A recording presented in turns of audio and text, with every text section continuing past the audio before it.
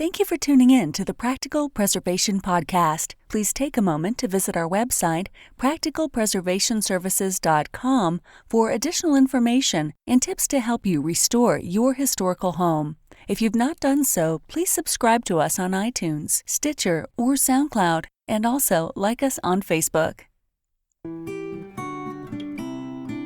Welcome to the Practical Preservation Podcast, hosted by Danielle and Jonathan Kepperling. Kepperling Preservation Services is a family-owned business based in Lancaster, Pennsylvania, dedicated to the preservation of our built architectural history for today's use as well as future generations.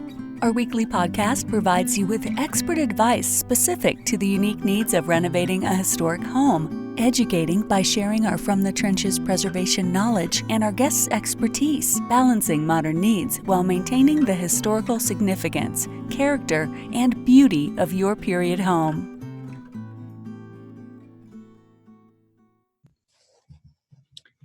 Today on the Practical Preservation Podcast, we have April Thomas with us. She is from Fashions Revisited, and is it Fashions Revisited Foodways, or is that just the Yes, that's basically Instagram. Okay. Yep, yeah, but it's basically like the other half. So yes, Fashions Revisited and Fashions Revisited Foodways, they're the same.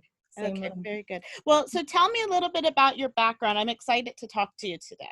Well, I'm very excited to be with you, Danielle, as well. So thank you for having me. So my background starts in the early 1980s when it comes to historic preservation and living history.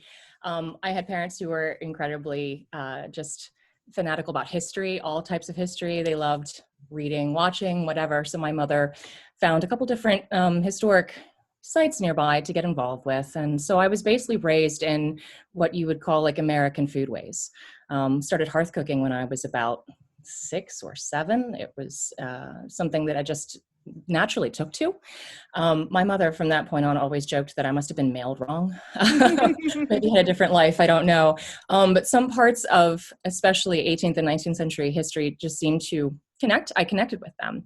And I loved, I'm a very hands-on person. I love the learning about basically all the really primal important things about humanity that we sort of are honestly losing these days. We're recognizing that we're losing them, so we're trying to save them, which is another part of the preservation world that I love, that people are getting back to the idea of where does your food come from and why is it important to know about your food and to have practical skills, especially when the power goes out, Yes.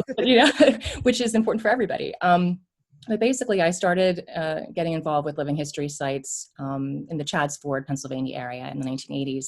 And it just sort of snowballed. I spent the rest of my youth and early life studying it, volunteering at different historic sites, working, training people in hearth cooking, and eventually went to college for fashion design and costume history. And I had taken a little bit of a sidetrack in insurance for a while, which sent me back to college really quickly because the insurance world was really wonderful and exciting, gave me lots of experience, but I was like, this is not for me. I need history in my life. So when I came out of college, I decided to dive straight in and start a small business. It wasn't Fashions Revisited right away. I just went under my name, April C. Thomas, and I just, had done what I've been doing for years, only more professionally. I started making historic reproduction clothing for sites all over the country and for people in the Chadds Ford area, because that really is like the heart of 18th century living history in America. It's a very big hub of American foodways, and lots of really influential people have done all of their studying on material culture in that area. So it was a really great place to start. I think when I moved away about 15 years ago from that area, I realized how lucky I was to grow up there and how many people have influenced and how much history there was right there. But I sort of just dove right in. My parents and family thought it was a bit crazy that I would try to make my living doing that. About 15 years later, I am finally making a living, which is really cool, right? So you're one of those overnight successes. Oh, absolutely. I wasn't just like, people supported me out of control when it was like there was no at that point there was like internet, but we had like no Facebook. Right. Instagram. We barely had cell phones that worked. This was that. I think it was really interesting to start then, because now I see so many more people that are able to thrive in this world that I'm in, so sort of American foodways and sort of clothing reproduction, things like that. But it was a lot harder without Instagram. I'll say that much. it's much easier to make a living and be found now. But that's really where I started, and I've spent half my life, no, I really spent most of my life, half between American Foodways and reproducing it and teaching people, educating people, working at sites, and also being a historic costumer, essentially, as my other full-time, part-time job. I would say it's feast or famine, but I love working with historic sites and reenacting. It touches on a lot of different areas, including film and TV, but it's always exciting. It's always fraught with where's my next paycheck coming from? But I have a great supportive family. So like I said, now it's a little easier, and I feel like people are finally in tune with it and understand it because it's so much more visual. It's in front of them. Right. Like Instagram. So yeah, that's really my history. And since the last 5 years, about 8 years ago, I launched Fashions Revisited itself as an entity and created a pattern line to go with it, and sort of branded and did all that fun adult stuff where you turn it into a brand. Right. And since then, it's been really exciting. I've got to do some really, really exciting projects with different places. And I fell in with NYCHAPS, Northern York County Historic Preservation Society, and sort of split my time between that entity and my own. So that's sort of my history. Well, and I thought it was, when I was doing the research for the podcast, I thought it was really interesting that you have patterns also, because that's a way for someone to, be able to have accurate reproductions if they're willing to put the time in. So it's a way to, broaden the base of people that are able to have, to not, maybe they can't afford you to make them a dress, but then, or, whatever piece of clothing it is, but they can make it themselves. I couldn't do that. You hit on it, Danielle. It's absolutely true. And like, that's the thing. I sort of felt like when I started, there was a hole in the market. There really was. There weren't a lot of authentic patterns, and people in the 90s, especially in movies and TV, were finally becoming aware that you could do it authentically, and it isn't harder. It's just, you need the right tools and resources. Right. And so there was that little hole in the market of going, well, I came out of fashion design, and what is it I'm really, really technically the most qualified to do? Draft patterns, really, essentially, to start out with. That's what they'd have you do in the industry. And I essentially thought, well, what am I going to be doing? I'm going to be doing historic reproduction clothing. That's what I wanted. So I got to start on these. I think there's a market for it. Yeah. And thankfully, that's how I see it too. Because if people can't afford me, or they don't want to, they just want to sew, it opens up a whole new world, and they can use them for museums, or they can use them just for, I have people that make this stuff just to wear all different places. It's really fun. It's really fun. When people send me their pictures, I'm like, you're at a club. That's great. Good for you. Like, I want people to wear it wherever, but I'm glad it's a market. We have a friend whose husband dresses like he's in the 18th century all the time. So That's awesome. Just a quick note, if anyone's never seen like the programs on Tasha Tudor, the artist, I want to live like Tasha Tudor. I just can't right now. I think all of us should. Like, she literally lived in like the 1830s and just like had no electricity, and she was so happy. And her life message was like, life is more interesting if you don't do what the mainstream does. And I sort of admire her. But yeah, I feel like I look at people like that, and I would like to do that. I just can't do that yet. Because I can't work and do that at the same time, but I really love that people can do that these days. Right. I've there used to be a historic home show outside of Philadelphia that we would go to every year, and half of it was like home people, and half of it was like reproduction, mostly furniture, but people who were doing accurate reproductions. And the one guy was like, I'm trying to get my time down because I'm trying to do this all with hand tools. And I was reading this apprentice journal, and he could do it in 8 hours. And I'm like, you're more dedicated than I am. Oh yes. And sewers do that too, because we sit with candles in front of windows, cross-legged on like windowsills, trying to sew a dress in a day. Yeah. As a milliner and I've tried it a few times. I go, they were really strong people. This is really hard. Yeah. Much braver than I am. I was thinking about that yesterday morning on going off on a tangent when I was thinking, I am so grateful that I have always had hot water when I turn the faucet. So true. Like I said, when the power goes out, perspective. Yes.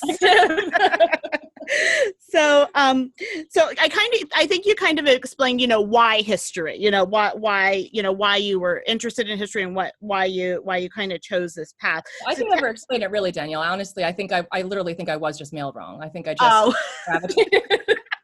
that could be. I like hot water and Tylenol, so yes. But yes, yeah. So tell me a little bit about your work as the director of the Historic Pathways food program for is it Northern York County Historic and Preservation Society. Yes. I was trying to remember what the anagram was, and then Dill's Tavern. And are they like the same entity? I was unclear about that. Oh, and don't worry, you're not alone. We've been trying for years to make it clear to people, so I apologize. It does. So it's Northern York County Historic Preservation Society, hence why we call it NYCHAPS.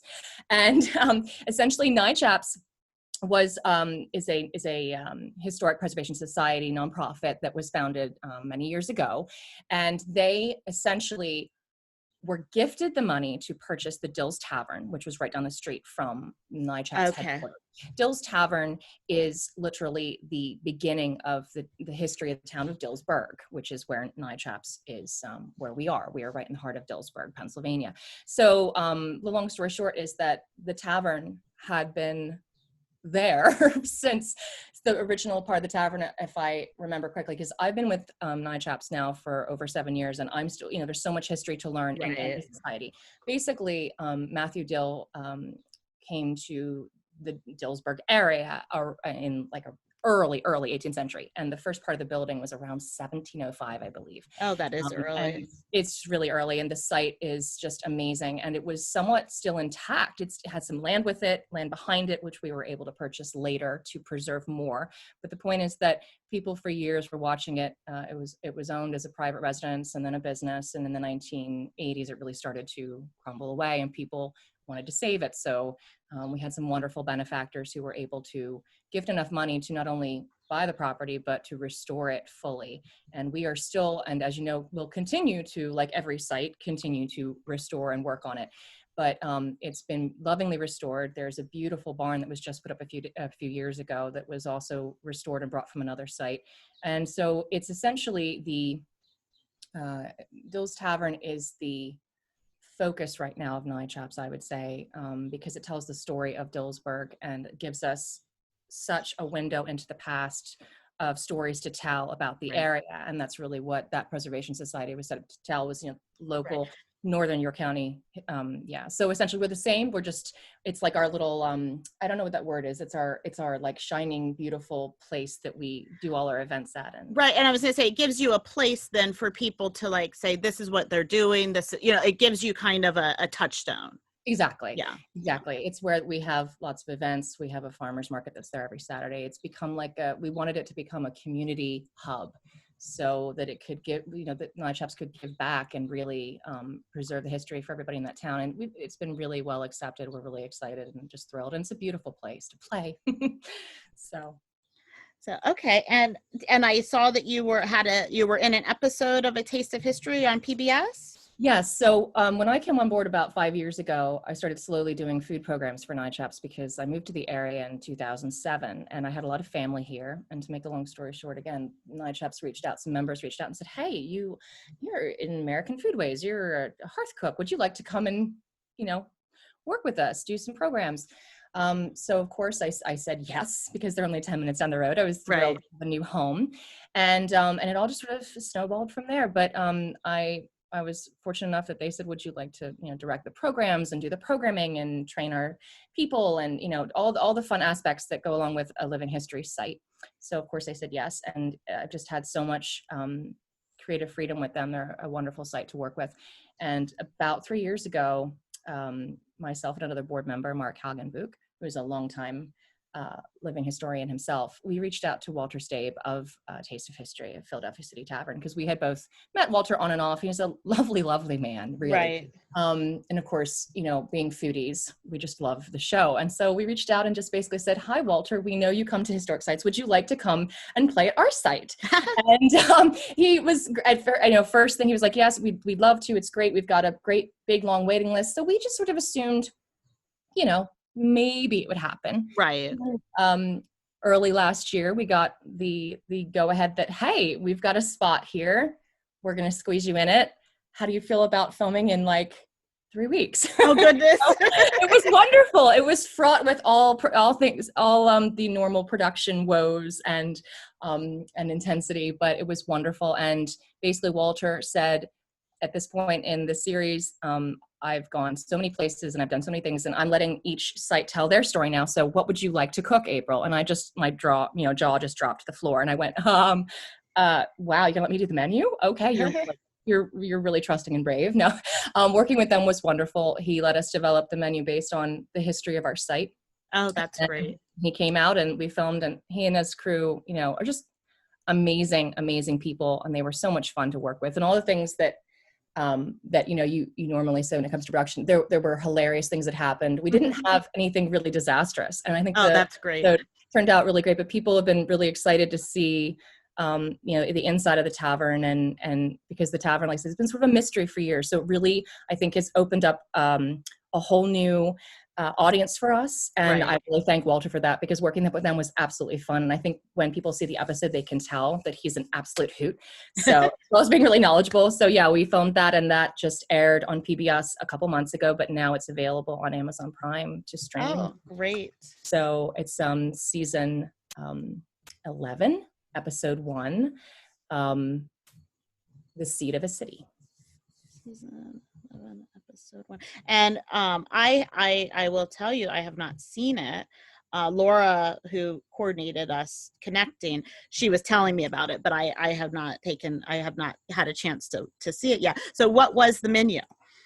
Oh, the menu was based as closely as possible on all of the research and documentation that I've done about the food there. We know that the tavern was a typical 18th century tavern, so a lot of tavern fare, common fare, a lot of oysters.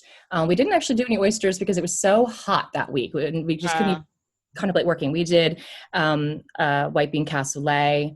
We showed the smoking of sausages, which we do on site in the historic manner. We use those in the cassoulet. I grilled shad and talked a lot about shad. Shad was such a common thing because we didn't have low head dams, and the way that we have sort of controlled our waterways now, it's not allowed for the shad to be essentially in the air anymore. But we did shad to talk about that. We also baked a lot of beautiful things in the bake oven, and we did some roasting in front of the fire, which looked really lovely on camera, with some big legs of forgive me, I'm trying to remember, mutton. We did mutton. Oh, mutton. Okay. Legs of mutton, and my long-suffering, wonderful hubby sat there and turned them for 5.5 hours. Oh my goodness. It was worth it. It's beautiful on camera. So yeah, but we really got to showcase what a daily or weekly, fare would look like at a tavern. People have, I think it's one of my life's missions now, especially with NYCHAPS, to really give that accurate representation of what tavern fare was really like in the 18th century. It isn't the beef stew and cherry pie idea that we have been sold in the 20th century. It's you didn't have a menu like today. That was definitely not a thing yet. But you weren't just served slop on a plate. You had local food, because that's what you had. Yes. They did do a lot of this family, because of their whiskey distilling business, which is what the Dills really made their money on. They were a distillery as well as an actual traveling, what you would call an inn or a tavern. People would stop and stay. They were on the main highway at the time. People come and have a meal, stay overnight, continue on. But their main business was actually whiskey distilling, and they were one of the top distillers in the country. They even rivaled George Washington's estate. So they would do a lot of trading with Baltimore. They would take whiskey to Baltimore and sell it and bring back barrels of oysters. So, I was thinking that you have to go to the bay to get the oysters. Exactly. So there's a lot of a lot of historic sites, when they would dig and lots of archaeological work done, oyster shells everywhere. So we definitely know they had some what you would call imported food, but for the most part, people would be served whatever was common local fare, and but it isn't the slop that people presume, and that's what I really enjoy telling about Historic Foodways, is reimagining it in people's minds in a correct way, that they have an idea of what 18th century food is like. And I like to sometimes it's not wrong, but most of the time people have a sort of very, like I said, just sort of beef stew, cherry pie, slop on a plate, Yes. no choice. And that's just not right. So, So and that's kind of my next question. What surprises people when you're, doing your events in your programs, your food programs, about the historic food history, traditions, recipes? Are there something that is like a common thread that people are surprised about? Absolutely. I think first off, it's the appearance of food. Whenever I've done lots of different programs, we do programs, especially at NYCHAPS, where we actually, we have meals where they come and can experience an 18th century tavern meal. We have teas, which are authentic teas. We do workshops, and we, of course, demonstrate on open days and things like that. So people get a really broad view of all the different ways of, what food looks like. So whether it's baking in the bake oven or cooking in the hearth, or being presented a plate of food at a formal dinner or special dinner that we host. People are genuinely shocked when it doesn't look like what they think it will look like. It doesn't look scary. I often say things like, I thought that when I thought that I could eat it, but I didn't think it would taste this good, or I didn't realize that the smoke really improved the flavor. Those are the sort of things I hear. And also, people are shocked at how quickly it cooks. When we tell them that we can put something like a loaf of bread into a small Dutch oven by the hearth and cover it in coals, or put it in the large bake oven and pull it out probably about 35 minutes later, they can't believe it cooks that fast. They can't understand it. And it's really, there's lots of reasons for that, but I explain it as it's very high heat. And if you know how to cook within using that high heat, you can cook something very quickly and efficiently. And I almost never burn anything. Of course, watch me go back out next time. I burn everything, Danielle. People expect it, essentially, even if they know you're good at it, they expect it to be ugly, right? No taste, and burnt. And those are the things I love when people go, oh, it's wow, it's amazing. I didn't think I would like it this much. They also think that there's a common misconception throughout all historic foodways, whether it's in England or here. People have been sold a narrative that food from the past was spoiled or rancid and had to be covered up with, they use lots of nutmeg or this because the food didn't taste good. That's just utter tosh, because it's not, basically people have always known, in fact, they were better at preserving food than we are. They might be in that sort of spring starving time, but we know in the past when we didn't have, the methods of preservation we have now for preserving food.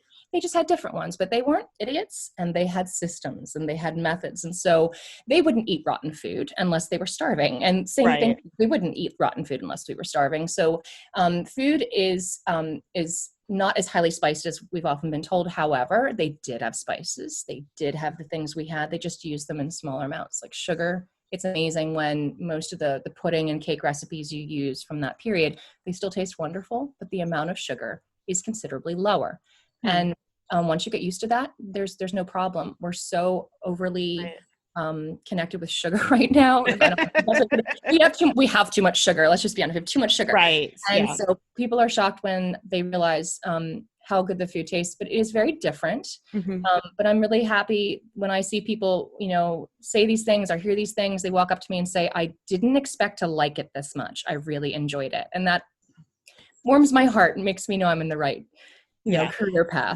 That I think that's always great when somebody, appreciates what you're doing. I had a couple of thoughts when you were talking about that. One was from my right out of high school culinary arts training, and learning about baking as chemistry. I wonder, if I would think that we could not alter our recipes now to have less sugar in them and get the same result. So we would have to go back to the old recipe. So that was just a thought that ran through my head.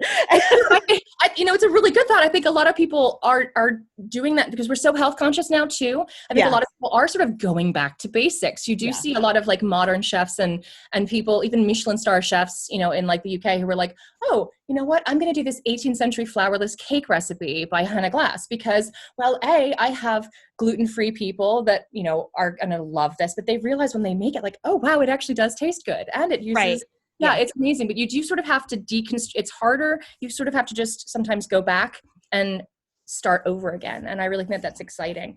I think there's a lot more research that. I think that's interesting. I would be curious, as like from a food history standpoint, when we started adding so much more sugar. I mean, I know some of it was like the high fructose corn syrup, but just even in regular baking recipes, I know there's a lot of sugar in. Oh, absolutely. Yeah. And in Cliff's Notes terms, like the short answer that I can give people to understand is, and it's really good, really interesting subject to read up on, but it's really the industrialization of the West. That makes sense, because it made it less expensive. It made it cheap. Yeah. Cheap. When everything becomes cheap, and same with clothing, when industrialization comes along, and I'm not knocking it, but it's like, it's amazing how quickly we lose food culture. We lose local food culture. Even in that point, they were starting to lose it. We start to consume a lot more things that end up giving us the obesity and problems we have now. And it's all around the time of industrialization, when things become cheap and readily available. Then, that's when, sugar consumption just goes through the roof. So yeah.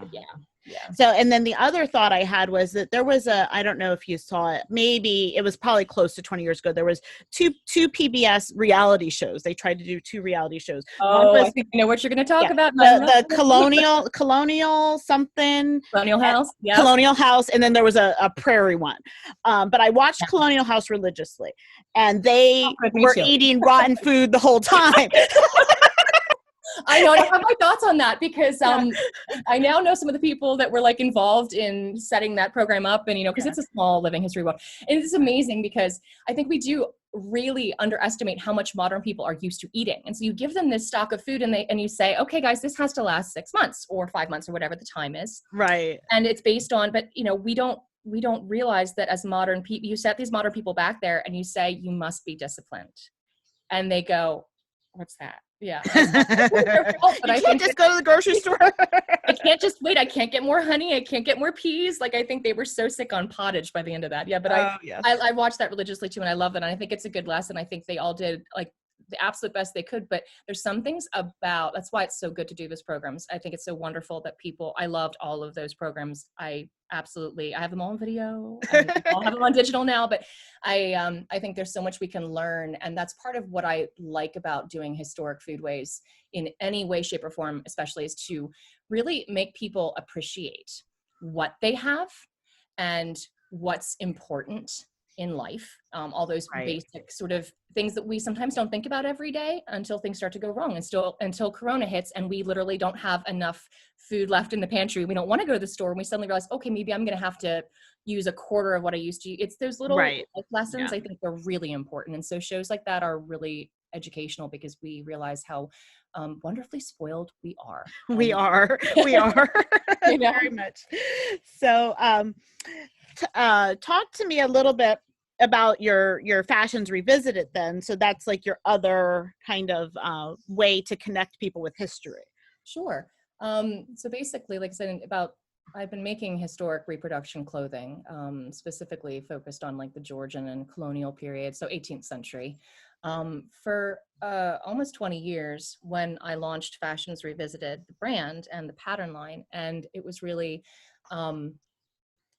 let's say earlier, to provide more to the community, to the living history community at large, for people that work at historic sites. So I could provide, a line of clothing, a line of patterns, because I felt really passionate about the fact that I've made my career and my living in museums, in American museums. Mm-hmm. And like I said, there's a little film and TV on the side. I produce stuff and sell stuff to that sort of area of the sort of art world as well. But essentially, I've always sewn. I've always loved historic clothing of any time period, but I felt particularly drawn to 18th century, sort of Georgian era. And so since launching the business, I created like an Etsy shop to go with it so people can easily buy things. And I specialize in ready to wear 18th and early 19th century pieces. So if you work at a historic site, in the era, like a lot of the sites in the United States today, like 18th century, I have a lot of clothing and accessories that people can buy. So they can, for example, I worked for many years full time at a historic site where I dressed in 18th century clothing every day. And for me, it's not a costume, it's your work clothing, and it has to be authentic. It has to survive the day. It has to survive the hearth cooking and the elements and being washed once in a while, because, we're modern people. We like to wash our clothing. Right. And so it really came out of a love for that era and for wanting to provide people with clothing that I knew they needed and maybe wanted as well. Because there's a lot of costume bloggers now and people that just enjoy a lifestyle. It's the lifestyle, that like we talked earlier, some people really now live or try to live in a certain era. Maybe they work in a certain era. Maybe they just like going and playing for the weekend in a certain era, whatever Right. Their purpose of buying it is. I wanted to provide authentic clothing for that sort of world. And the Foodways is like the other half of the business, like we said, but my heart really is torn because I grew up cooking, but I also grew up sewing. And then when I went to college, I came out and was actually able to, I can look at a garment and now I can draft it into a pattern. And so I guess if I had to choose one, I would probably stick with the sewing because I'm constantly sewing, constantly making something. I'm never happy sitting still. But I'm really, really fortunate that I've been able to get a good audience because of things like Instagram and the internet. And Right. I've been really lucky that the jobs I've been offered and the things I've been able to do, but I really enjoy just working in my home studio, being able to be extremely creative and authentic. I can look at a garment and I try to find those pieces that have not been patterned. That's my goal. And I Right. collect pieces as well. So that my husband loves that I'm like, oh no, you're eating ramen this week because I bought a new dress. Now, I bought this amazing lace fichu and he just stands there. He never rolls his eyes. He's such a good man. But I'm sure inside he's going, oh dear goodness, what are we doing? I'm like so excited telling him why this is important and why it's like rare. And he just humors me. He's such a wonderful, supportive husband. And so saying, I love you, Barry, you're wonderful. But no, it's, I love doing that because I want to preserve those pieces. And I know people need and can use and that are beautiful too. But there's like, again, there's a lack of them. And so that's really what I try to do in Fashions Revisited is provide things that people should have and know they should have, but they're not available, whether it be making a new pattern for it or finding that rare fichu and making it and reproducing it in some other modern lace that then people can wear, whether they're reenacting or whether they're working at a historic site. And that's really where my focus is. Yeah. And I don't think it's live yet, but I did a podcast a few weeks ago with a carpet manufacturer and they do like the ingrain carpets. Oh, yes. And he was saying that he wished as these companies were going out of business that he had gone and bought their patterns. Yes. And hearing you talk about recreating these patterns, then those will, that'll be able to, somebody will be able to use those 100 years from now, that it's not limited to what you produce now. I think it's a really encouraging thing to hear, Danielle, because what's interesting, the other day I bought a 1929 pattern from a seller online. And I was thinking in the back of my mind, I wonder if in 100 years, whatever method they have of purchasing things in the future, I'd love to see one of my patterns pop up. If someone 100 years from now says, oh, I'm going to make this Fashions Revisited pattern, and not out of some longing to be like remembered or like have this legacy, more just like that's what I'm doing it for. Yes. Because as a historian, I think we're all a bit, dare I say, a little bit mad and crazy about protecting and recreating history because we see all the reasons why it's important and we love it. And just the beauty of older clothing is something I've never been able to explain. I just always have loved clothing of any other era but the one I'm living in. So psychologists feel free to judge and analyze me. But basically, I would love to know that someday, 20 years, 50 years, 100 years, that somebody would make something out of that pattern and that would make me smile. Yes. Yeah. I agree. It's a way to preserve it. It's a way to ensure that all of the traditional ways are not lost. Absolutely. So I think you've kind of touched on, but your clients, are they mostly like either house museum employees or like reenact? They're not called reenactors anymore. I have to remember they're living history. Oh, no problem. Yeah, I know there's a lot of terminology. Like, and I've been doing this for like 25 years. And basically we used to say, like, now we say like living history, living historians. There's always like, it's good. Like there's a lot of descriptive terms, but it's very varied who I supply. Okay. And I love that because, so it's a few categories. It's a lot of, house museums, historic sites, historic preservation societies, anybody that has docents or volunteers or full-time living historians who, who may be like, historians with doctorates who work on these sites and they recreate things daily, or maybe they're, in an office somewhere and they just come out and play on the weekend at the site. But it's a lot of that. That's my focus. That's who I sort of focused on when I started. But there's also, lots of reenactment in this world. There's a lot of, now there's this amazing growing market, which I just love. And I love watching it. The people that just want to be authentic costumers and just go and, visit sites or go to festivals. There's a whole festival world. There's the whole Jane Austen world. There is, there's a lot, it actually crosses over now. Cosplay. Historic costuming is becoming fused, which I think is wonderful, because there is such room for developing like more historic cosplay, which I think is exciting. And again, I love when people find different ways to use this clothing, but it's very varied. And then of course there's a small part of what I do down the years. I've been very fortunate that there's some film and television involved as well. So sometimes I get a call or an email, and usually in film, in my experience, it's like all production. It's like, can we have it by last week? Which I never, if I can do it, I will say yes. And if not, sometimes I'm like, oh, I can't do that. But a lot of times they'll buy a lot of ready-made, or I have done some very specific pieces. And so the market is really varied and it's growing. And that's what's very encouraging is that's great. It's growing. It's getting bigger. And like I said, that there's lifestyle people. There are people who literally buy a house, fill it full of a period of whatever they like. Might be 19th century. Tasha Tudor lived in the 1830s essentially every day. Then we have people who are into a mid-century modern retro lifestyle, and I'm very much into that too. A lot of what I do is retro and vintage, and I dress vintage a lot. That's a really growing market.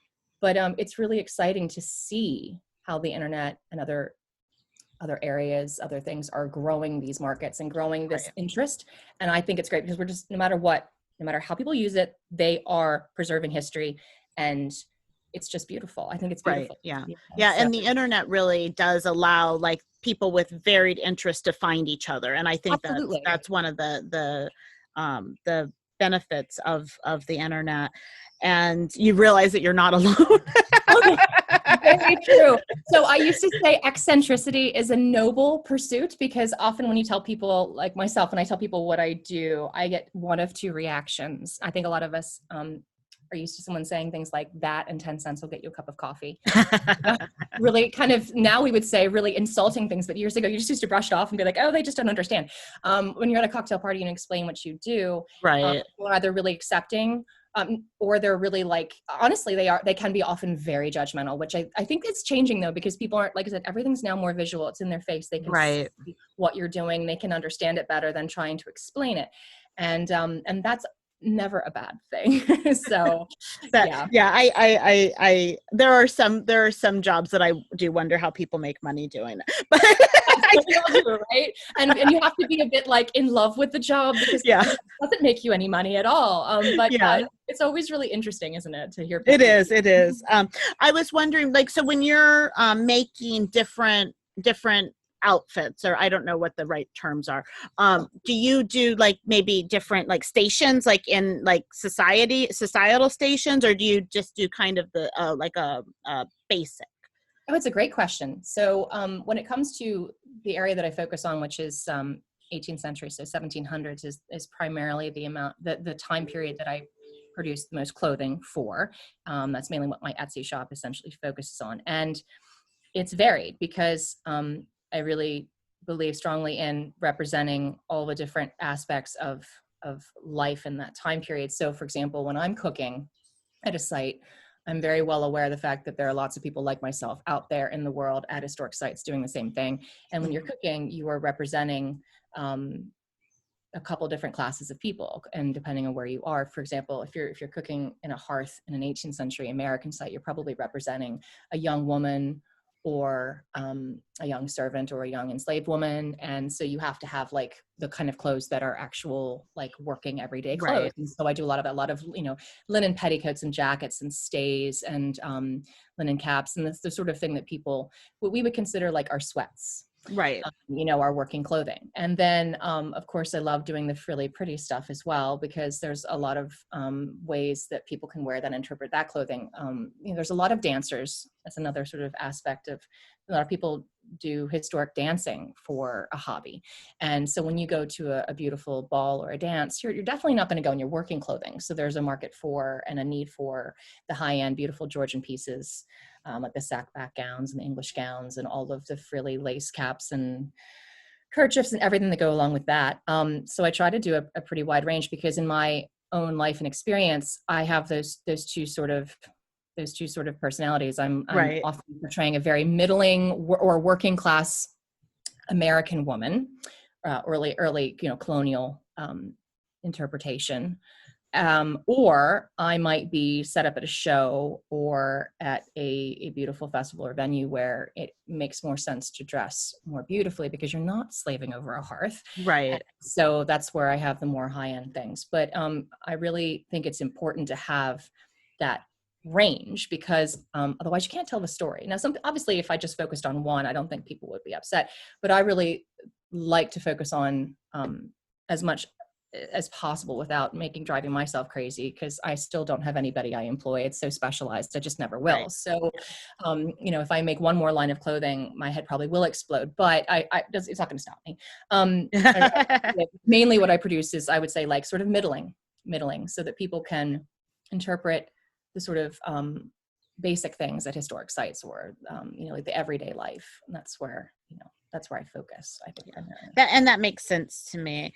So, and I think you kind of touched on it when you said that it's so specialized, but tell me a little bit about what makes your business different than maybe some others.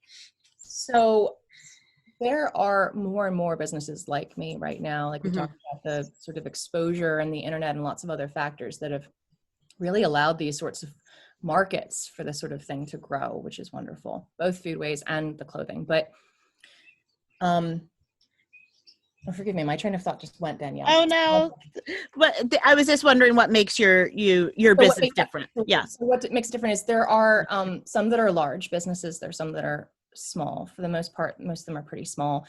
I think what makes mine different is that I was doing this from a very young age. I was immersed in it. So for me, it's not a costume. It's actually so much of the 18th century and early 19th century clothing that I have been wearing for years I feel more myself in it than I do my modern clothes, which is why it explains a lot about my psyche and why I do not like modern clothing. Right. So what makes mine different is I don't employ anybody. I don't send things off to China. There are a lot of really wonderful companies who are able to produce a lot of off the rack items. And, there's a market for that. That's great, because there are a lot of sites in the United States and the world that need this clothing and they need it fast. And, we're in Amazon, as we're in an Amazon society where we're used to things. It's getting harder and harder to produce clothing in a time frame that people are comfortable with, even those people that understand why it has to take longer than even a couple weeks, a couple months. Making one of these really elaborate gowns is 60, 80, 90 hours sometimes. Right. So I try to make as much as possible and cater to the modern world as much as possible, but also maintain that old world technique and aesthetic and everything else. So what makes my difference, I don't outsource anything. I don't outsource even the patterns. It sounds kind of martyr-like when I say that I do everything, but I really do. I mean, I am the marketing, advertising, banking, tax time, everything involves much energy. But what makes it especially different is that I grew up in it, then I went to school for it, and then I came out. So I feel like I have a very specialized, very focused view on this period. And I'm able, through my experience and my training, to produce it, I think, very fast compared to someone who maybe is just sort of, trying it out and having to figure it out. Yeah, exactly. I would say, like, I've had so many years at it. It's very, just think it would be hard to outsource any of this and get the same result. And some people are able to do that, but that's not what I do. So what I do is so specialized. I think that shows. Yeah. So that's like, you're not just getting a piece of clothing, you're getting all of my experience and all of my training. And so hopefully that just makes it easier for that person then to tell a story with that piece of clothing. And that's, why I think I'm probably a little bit different. And it's the world I've known for so long, I wouldn't know how to do anything else at this point. So I think that helps. I eat, breathe, live, sleep it. And so that's kind of, maybe it makes me a bit mad or a bit eccentric, but I think it gives me wonderful perspective. Yeah. And it's just what I do. So if it helps people and I think they enjoy it, then I'm doing the right thing in life, Yeah, I agree. So, and I know you mentioned it a little bit, but tell me about the film and television shows that your clothing has been featured in. Sure. And so most recently, I guess some things that people might be familiar with are a show that I'm still plying my way through, which is the Vampire Diaries, which is really fun. A lot of my clothing has been bought down the years by productions that have been very, very historic. But then also there's a lot of these modern shows where there's a lot of what they call time travel. So Vampire Diaries was really exciting because they bought a lot of pieces to use in some of the 18th century throwback scenes. And Sleepy Hollow, which was a long running series on Fox in the mid 2000s, did a lot of pieces for them. Some stuff in AMC's Turn, which is a really neat series. If people haven't seen it, on the American Revolution. Generally, I get a call here and there and an email here and there throughout the year to provide, as much sort of ready-made, hey, we need some pieces to fill in here and there, but I do get some commissions now and again, which is really exciting. I take on as many as I can, but as one woman, you can imagine I can't actually do. Right, you're limited. You only have so many hours in a day. Absolutely. So I try to play very fair. I don't pick and choose based on, a lot of people have a right to do whatever they want in their own business, but I genuinely feel like I take what comes to me, and if I can take it on, I do. Right. But I don't look for film and TV. I honestly kind of let them come to me, which is exciting. And there's more and more connections. So I get more and more of it. The most enjoyable piece I ever did that was a commission that is very high profile that a lot of people have seen or could see is Mount Vernon built that beautiful new visitor center about 12 years ago. Yes, it was like an $8 or $9 million beautiful center. It has an IMAX theater in the building. And there was... at the beginning of the construction, one of my contacts gave me a call and said, I'm working with the costume designer who is designing all of the costumes for the movie that's going to be in the IMAX theater. It's going to be running for, this movie will run for probably 20 years and it's got lots of high profile people in it. So if our costume designer really likes your work, she needs to outsource some of these pieces because she can't do them all, but she's going to design them. How do you feel about taking a rough design and working with it and providing a finished garment that's authentic, that will fit the, tick all the boxes. And of course I looked at my schedule. I said, I'd be thrilled. I'd be honored. Send me the sketches and I'll let you know. So I received this box, FedExed overnight, and the next day or the day after. I remember I was so excited. And it was a beautiful sketch. And I sort of sketched an additional sketch. And sort of at the time, this was early on. This is like maybe 15 years ago. I think I emailed it back to her and she was just like, no, it looks great. I'll send you all the materials. Use your creative and historic freedom. Here you go. Here's the measurements. And of course, I did not know at the time, it's interesting, you often do not know who it's going to be worn by. When it comes to contracts and things, it's very, production is very hush-hush. Right. So I said, it's a very high-profile actress. And we know you're used to fitting people remotely. So, if you need to make some adjustments, it's fine. But here's her measurements and, sort of good luck. And sort of, I spent the next 3 or 4 weeks making this dress, not sleeping, terribly anxious and worried and nervous and wondering who it would go on later. I was very excited when I sent the dress off. And I kid you not, it was one of those moments where I thought, oh, it's going to be all wrong. Imposter syndrome was just very heavy on me at the time, even though it had still a lot of experience. So anyway, I got this call, literally got a call from the designer, which was really kind. They had just received the box. And she said, it fits so perfectly, we don't even have to do a single alteration. And I was like, that's exciting. Stop. I was like, stop, you're going to give me a big head. Like, I was so thrilled. And I said, I'm going to send you some pictures, and we're thrilled. Thank you so much. And, we'll get in touch in future. A couple weeks later, they sent me a bunch of pictures, and one of them is on my website. If people want to see it, it's on fashionsrevisited.com in my gallery. But the gown was worn by Caroline Goodall, who is a BBC actress. She was she played Mrs. Schindler in Schindler's List, and she's in The Princess Diaries. She's a really amazing actress. And they sent me some lovely pictures of her in the gown, and she said it was super comfortable. So I thought, well, I'm doing the right thing with my life. Okay, yes. Okay, keep going now. That is like one of the most high profile gowns I've ever made for anything. And seeing it on screen down there was just absolutely, like, I just sat there and cried. It was really fun. So I'm really lucky I get to do some fun things in my life. I mean, how often do you see something you make on an IMAX screen? That was really fun. So yes, yeah. That is exciting. Yeah, we maybe 4 Thanksgivings ago, we were doing a job in DC, and my parents were staying to manage the job. They were staying down in Virginia, so we went down for Thanksgiving, and then we went to Mount Vernon. But I wouldn't know. I can't exactly remember the dress, so I'm gonna have to go on the website and look. Yeah, so go back. It's Caroline, of course, she plays Martha Washington, and it's the sort of brown satin dress in the movie We Fight to Be Free. And you can also buy We Fight to Be Free, I'm pretty sure, on Amazon. You can get it on video if anybody's interested. I do not remember who plays Washington, forgive me, but it's a really beautiful depiction of the story of how George and Martha met, and a history of Mount Vernon. So yeah, you have to go look now. So I know that, like, the world has kind of been upside down. Do you have any lectures or workshops planned right now? Oh yeah, no. Okay. Short answer, sorry. I get really giggly. We have to laugh through this whole thing, right? Oh, I know. I really believe strongly that laughter will survive anything with laughter. So I had quite a lot planned. The last couple years, my schedule was thankfully incredibly full, and so it's NYCHAPS. I was doing quite a lot of events for them.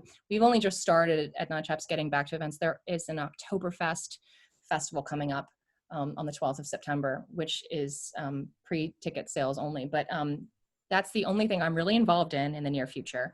Okay. I'm working behind the scenes in Foodways. We're creating authentic Bavarian pretzels and different things. So if people come to that event, they can get really authentic Bavarian style food. Beyond that, I have no lectures or shows really until next spring. Okay. The largest show I go to every year is Fort Frederick Market Fair, which is an incredibly large 18th century style juried market fair in Big Pool, Maryland every year. It's the last full weekend in April. Our joke was always that no matter what, come hell or high water, we would all of the vendors would always make Fort Fred. And of course, this year, none of us made anything. Right. I generally do a mix of small lectures for different organizations and different programs for NYCHAPS, and then programs for Fashions Revisited. So as soon as this plague passes and we all hopefully get back to what, is a more normal existence of people and going to events, I will probably have a pretty full schedule again, I'm hoping. Do you post those on your social media and on your website if someone wants to follow you to get involved, to make sure they don't miss any?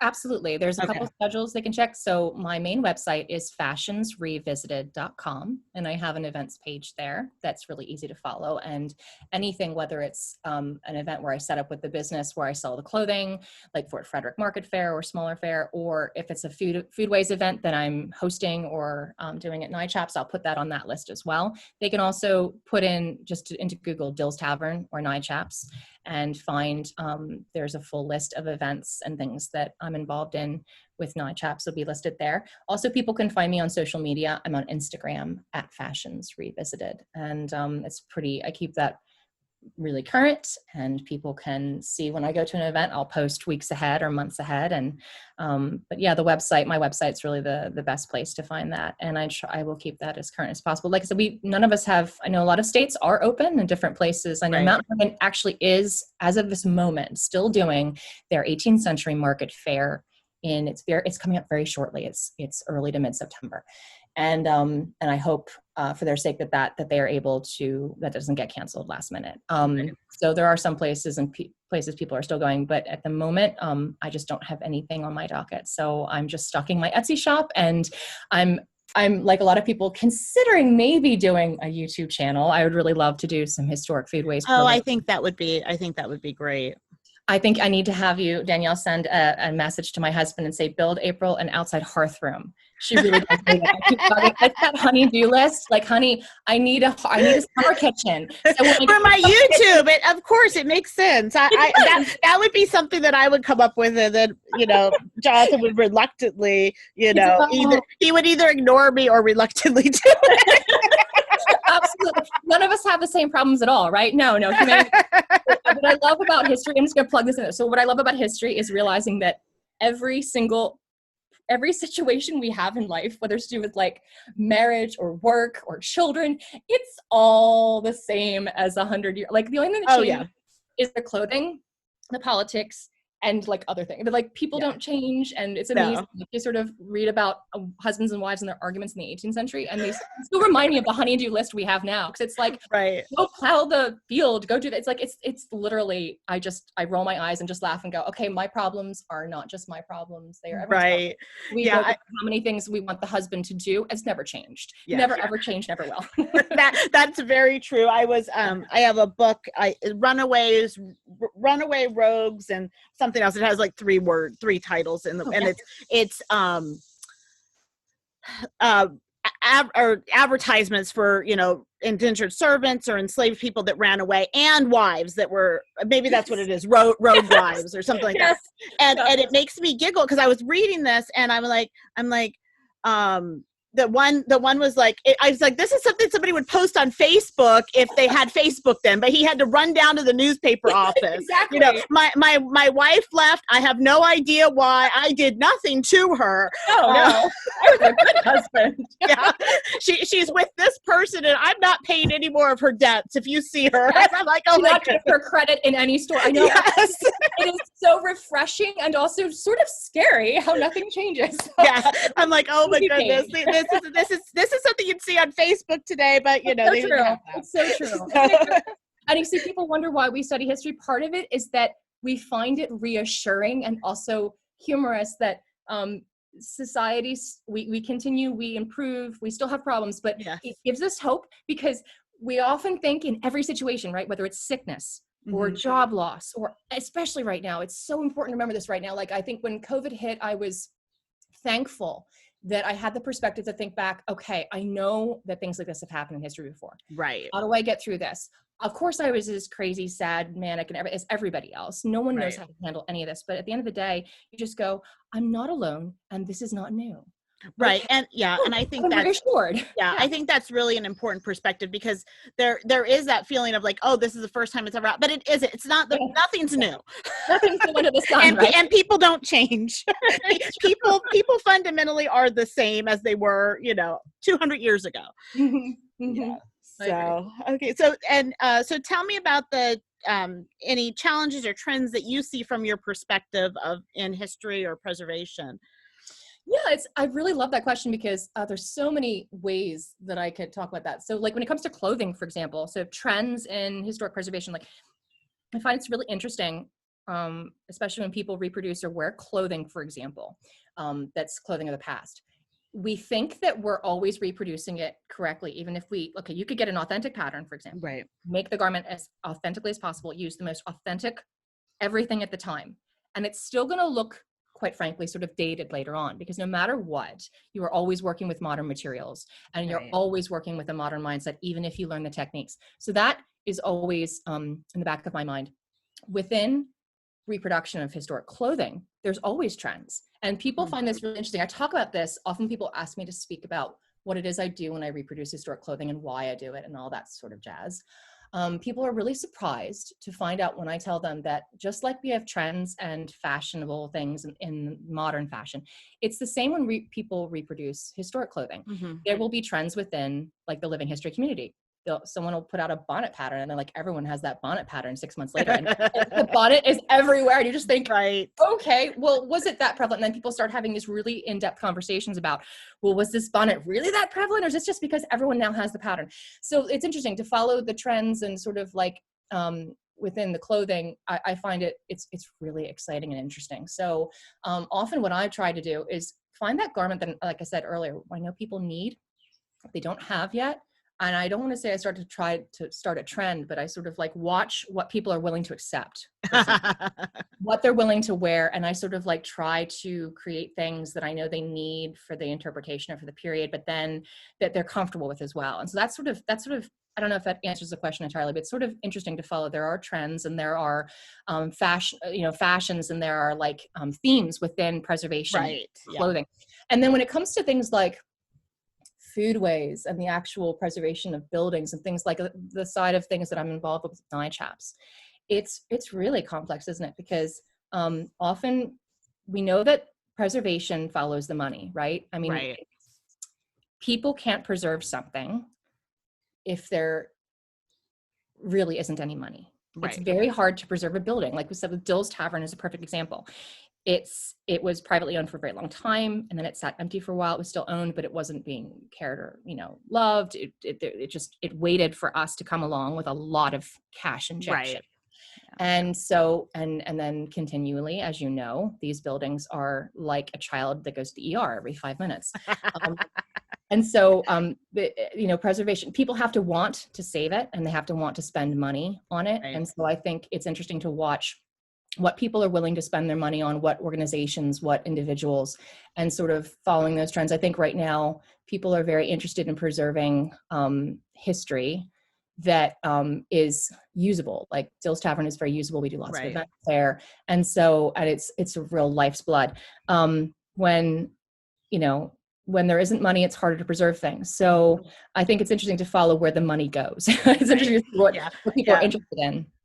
I know sometimes too, not having money, especially in like residential architecture, the not having money kind of preserves things too, because you can't then get like the newest whatever is being marketed as maintenance free. Oh, it's true. Isn't it true? It's like if something survives for like two reasons. Either there's no money and no one's touching it. Right. Or there's lots, you have to have, as you know, you have to have a lot of money to do it right. Right. And if there's people like us that share something, it's like we share that, like I live in a historic reproduction home. It was built in the 1970s. Okay. They built it so well. They built it correctly. They used mortar and not Quikrete to the brick facade. For example, I've got wooden floors. I've got wide door frames. And this is another thing that, in museums that I've worked in, that follows this theme. Nothing is standard. Nothing is off the rack. Nothing's off the peg. All those terms. Nothing. So when I bring anybody in to do anything I cannot do as far as work-wise, they just stare at me and go, "What do you mean I can't go to Lowe's?" I'm like, "No." Right. And one of the things on your website that I loved was it was I think on your Instagram page, it was showing about like is something, a material that you use in the preservation of, like, let's say a building, if it has to come up under many standards. It can't just work at the time. It has to like work. Yeah. And also, I'm going to butcher this, right? But it's got to work. It's got to look right. It's got to last. It's got to be an original sort of material. And I really like connect with that, because that's how I feel about everything, because there's so much, we're in such a throwaway society. And that's very true. Yeah. Yeah. If we grab a building and don't put enough money into it, if we just do what looks good, it won't last, and we'll have to do it again. And it can be damaging to the building depending on what you're doing. Exactly. Yeah, definitely. I agree. And I think that I tend to find commonality, or at least in philosophies with people like you, like the artisans, because not that, and I think that the work that we do is artisan also, but it's just a different type of work. It's a different like scale, I guess. You just come up from a different direction, but it's the same. It's absolutely, you're artist. But definitely. I think that is, you're really going against a throwaway society by making clothing one at a time, like that's not what we do. No, it's not. You can't go and buy that at Target. Definitely not. I know. I feel like sometimes I'm just a masochist because I think we're constantly fighting a system, and we're in a way we're just really rebellious. I think people think we look like if you saw me, if this was a Zoom and this wasn't a podcast, everyone would be laughing because I don't look like a rebellious person. Deep down, I'm really just fighting all systems. I'll leave it there. That's funny. That's funny. I do often announce that I'm not a joiner, and once people start wanting to do stuff, I don't want to do it anymore. Okay, right. Yeah. So when something is popular, for example, when skinny jeans, it's a really stupid analogy, but I'm going to throw. So when skinny jeans came out and everyone was all over skinny, I'm like, I'm not wearing skinny jeans. Right. That's what I do too. So maybe it is. Maybe we do need to be analyzed. I think maybe there's a lot there that needs to be. Yeah, but you know what? It's okay. I'm happy. Yes. Yes. I just wear bell bottoms. It's all good. Yeah. So, is there anything that I didn't think to ask you about, or that we didn't cover that you want to cover, or that you thought about while we were talking? Oh, well, I suppose if I were to just add something, I'll do what I always do after programs or when people come up and ask me questions after, interpretation, seeing me interpret something. I really like to challenge people in a very positive way, especially right now, again, with everything going on in the world and the modern, fast-paced lifestyle that we have as regards preservation, like historic preservation.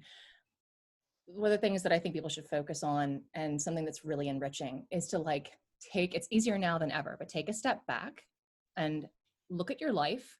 And especially if you're listening to this, you're probably into history. You're probably really historically minded, or maybe you're interested in becoming more focused on history.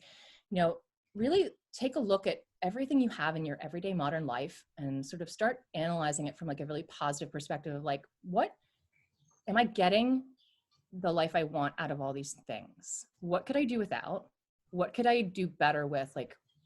If you wanted to learn to cook, now's the best time to learn to cook, because people are constantly asking me, especially with COVID. So, April, how do I make bread? I've never made bread before. How do I go about that? That was the thing to do. Yes, even though Google is there and everything is it's actually not that easy just to learn. Watch YouTube videos, yes. Do anything. I'm encouraging people to do anything to learn more skills is what I'm getting at. Do anything to analyze. For example, technology is wonderful. It's a wonderful aid, but as much of it as we have, no matter what time period we're living in, you can always do with less. And right. You will be happier. I promise you. And so if you can find a way to disconnect from all the stress and all the modern life, and even if COVID wasn't going on, even if this was just a time where we were just talking and nothing really big like this was going on in the world, I'd still encourage people to do exactly the same thing. That's why I felt like when things started changing, I felt like I had this really neat sort of mission. And people were reaching out and emailing and, asking me a million questions about how do I just do basic daily things? How do I preserve food to make things last longer? Because I'm not going to go to the grocery store as much. Right. It's been really enjoyable and really enriching for me to remind people that they don't have to panic. They can do it. They can learn the skills. They can use books, YouTube, any sort of media to get you started. But then also remind yourself that you are a human, that we have primal instincts that are deep down there. It's like Dr. Spock, who's kind of debatable. But I used to say about, I love when our generation grew up and he told mothers, you do have the knowledge and skill inside of you. Right. You must trust it. And I do really appreciate statements like that, because I find that it's very true. I watch people who come to my classes and they've never hard cooked before. They've never even cooked, and they leave and they actually realize they can do something kind of primal, like cook over a hearth. And so I encourage people to just analyze what it is that you're doing and try to find ways to learn more everyday skills, because sometimes people think they're not important, but they really enrich your life. They make you much more profoundly happy and grateful. And no matter what you're living through, no matter when you're living through it, no matter what's going on in the world, you will be enriched and you will be happier, and you will feel better about your life, because you'll be able to connect with the past and have more everyday skills, which nobody can ever not be enriched by. So I just encourage people to like try to just be adventurous and look at your everyday life through a different perspective. Because the one thing I do is I'm constantly reproducing people's everyday life from 200 years ago, and it never fails to make me grateful for what I have and capable for the future, no matter what happens. Yeah. So, no, and I think that's really important advice. I know once when I was in college, we had to do like a conversation starter thing, and we had to pull something out of a hat, and it was like, what do you wish that you had learned in school that you didn't? And I got it, and I was sitting there thinking, I don't know what I'm going to say. And then, because I hate those things anyway, that's probably part of me not being a joiner. And I can hear you. and then I finally realized that, like, when I was in high school, I could have taken like a sewing class. We still had a full like home ec kind of program, and I didn't. And I can sew buttons on, like, my mom made sure I could mend things. But I can't sew from a pattern. I bought a pattern once, and I was over it like within, an hour, and I gave it to my mom, and she made my curtains. So like, that's something that I wish that I, had the skills to do. So yep. I completely understand. But that's okay, because see, Danielle, you just haven't found the skill yet. So the other thing I should mention is, like, so you don't have to feel guilty that you didn't connect with sewing, and you don't have to, like, you know what I mean? I'm not preaching. Like, I think it's wonderful, whatever skill. So even like woodworking and cooking and I think anything that anyone can do that is a skill, but more like when I say everyday skills, sewing and cooking, there's also other, other everyday skills. Important skills. Yeah. What I need to do is I will cook for them if they will sew for me, and we can just trade. That is the way to do it. Yep. So find your niche, find your love, and then just, run with it. And then never apologize that you don't like sewing a curtain. That's nothing wrong with that at all. So did you have any offers for our listeners? I didn't know if there was anything you had to promote, or, anything like that. Not really any promotion. Okay.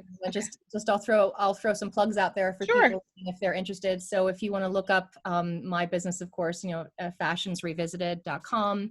There's a link to my Etsy shop if anyone's interested. And then I'm on Instagram at Fashions Revisited and at Fashions Revisited Foodways if you want to follow my foodie pursuits. And of course, we would love to see you at the Historic Dills Tavern or any of the NYCHAPS events.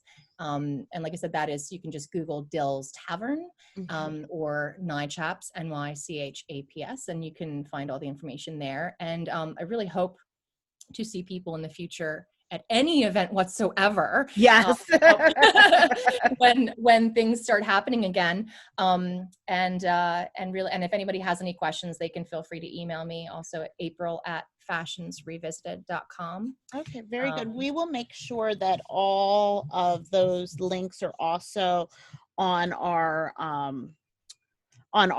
site. So the podcast gets posted on our website. So we'll make sure all those links are there too. So if somebody is listening and they don't get a chance, they can go to our site and link through to you. Wonderful. Also. Yeah. I'd love to hear from, so people, even if they just have questions, I welcome, any questions. And like you said earlier, when you are involved in things like this, it's really good to find your people. Yes, it is. So,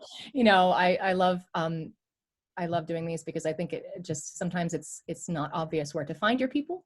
And so hopefully, I think there are a lot more of us out there than we realize. So yeah, I agree. Well, thank you so much. I really enjoyed our conversation today. I did too, Danielle. It was really lovely to be asked and to be here. Oh, forgive me. My thing is something technology is ringing at me. I had to turn. Oh no.